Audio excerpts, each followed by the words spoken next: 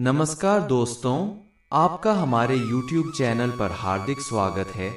दोस्तों, कुछ लोग कहते हैं कि मेहनत से सब कुछ हो जाता है और कुछ कहते हैं कि परमात्मा के मन में जो योजना है उसके अनुसार ही सब कुछ होता है। तब हमारी यह भूमिका क्या है?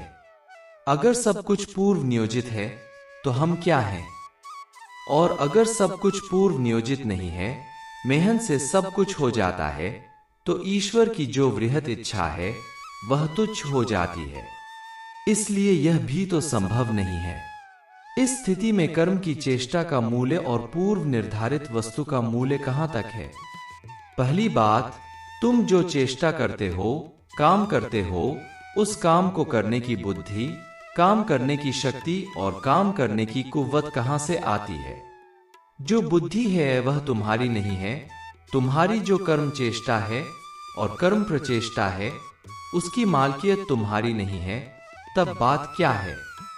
परम पुरुष अनंत शक्तिशाली हैं और अपनी उस शक्ति का एक बूंद तुम्हें भी दिया। उन्होंने वे चाहते हैं कि बच्चे आपस में खेलकूद करें, तर्क करें व प्रेम से लड़ाई भी करें और अंत में मेरे पास आ जाएं। तो परम पुरुष के बच्चे जो करते हैं वह उनकी शक्ति से और परम पुरुष जो करते हैं वह अपनी शक्ति से। तुम्हारे पास जो शक्ति है वह सीमित है और उनके पास जो शक्ति है वह अनंत है। तुम्हारी कर्म चेष्टा परम पुरुष की वृहत कर्म चेष्टा का अंश मात्र है। जैसे खिलौने में चाबी लगा देने से वह चलना शुरू कर देता है, ठीक उसी तरह का संबंध मनुष्य और परम पुरुष का है। यहाँ मनुष्य खिलौने के समान और परम पुरुष चाबी के समान है। यह बात मनुष्य और परम पुरुष के संबंध का दृष्टांत मात्र है। तो क्या इंसान की आजादी नहीं है? तुमको जो शक्ति मिली है उसका मूल आधार परम पुरुष है। वे जो चाहेंगे वही होगा। यद्यपि उन्हीं की चाह के अनुसार काम होता है, मगर तुम्हें यह संतोष मिलता है कि मेरी चाह के अनुसार काम हुआ। बुद्धिमान क्या करेंगे? अपनी चाह को उनकी चाह में मिला देंगे। उस अवस्था में होगा क्या?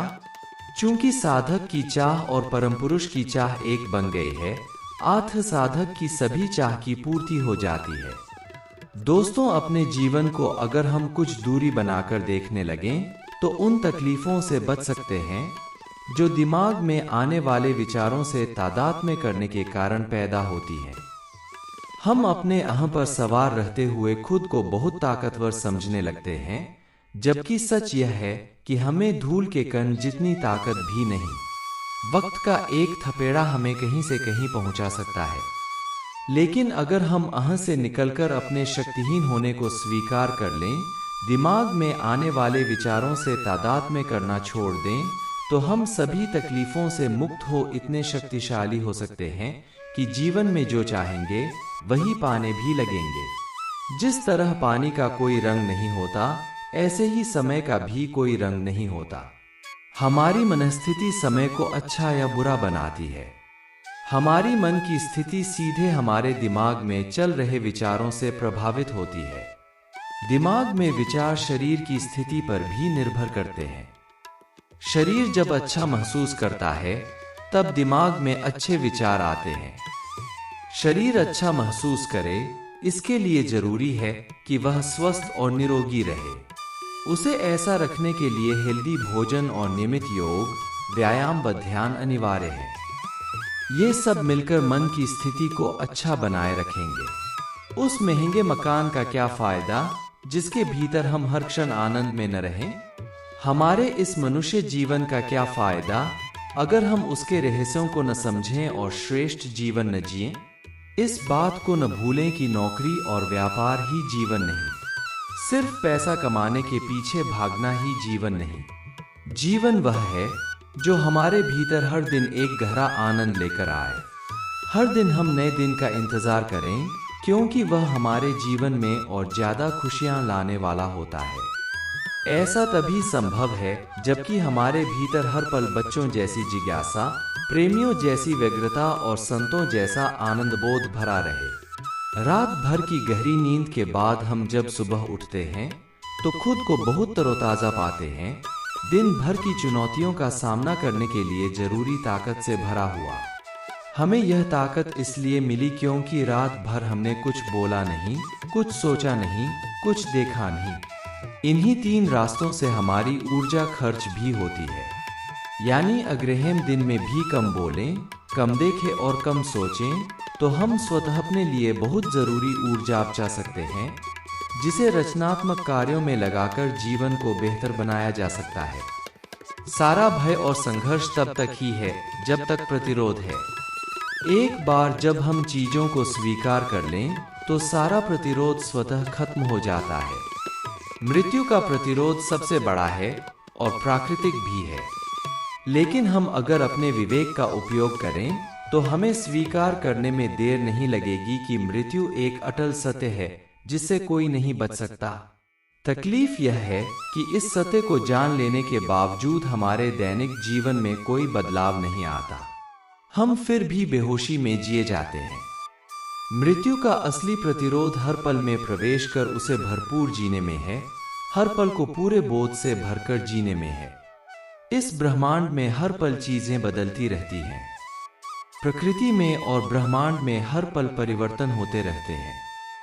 इस परिवर्तन का हमारे मन पर भी असर पड़ता है और हमारी मानसिक व भावनात्मक स्थितियां भी बदलती रहती हैं। हमारे लिए जरूरी है कि हम उन बदलावों को स्वीकार करें।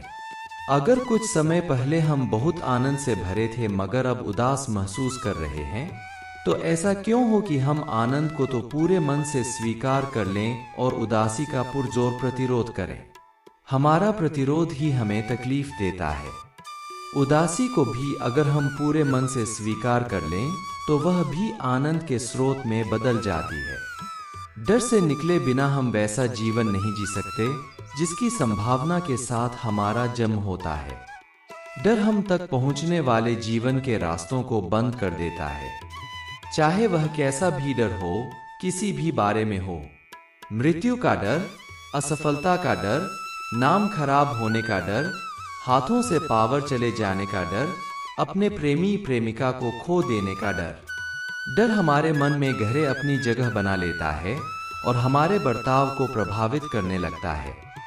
तब हम सहज होकर नहीं जी पाते। इसीलिए एक बार अपने सारे डरों को सामने रख उन्हें समझना बहुत जरूरी है। वे समझ में आएंगे तो अपने आप चले भी जाएंगे। दोस्तों, मैं उम्मीद करता हूं कि यह वीडियो देखने से आपके जीवन में अच्छे बदलाव आए होंगे। आपको इस वीडियो से क्या सीखने को मिला, कमेंट करके जरूर बताएं। बाकी यह वीडियो दिल से अच्छी लगी हो तो एक लाइक कर देना, और आपने अभी तक इस चैनल को सब्सक्राइब नहीं किया हो तो चैनल को सब्सक्राइब भी जरूर कर देना। आपका हर दिन शुभ हो और खुशियों से आपका जीवन भरा रहे। पूरा वीडियो देखने के लिए धन्यवाद।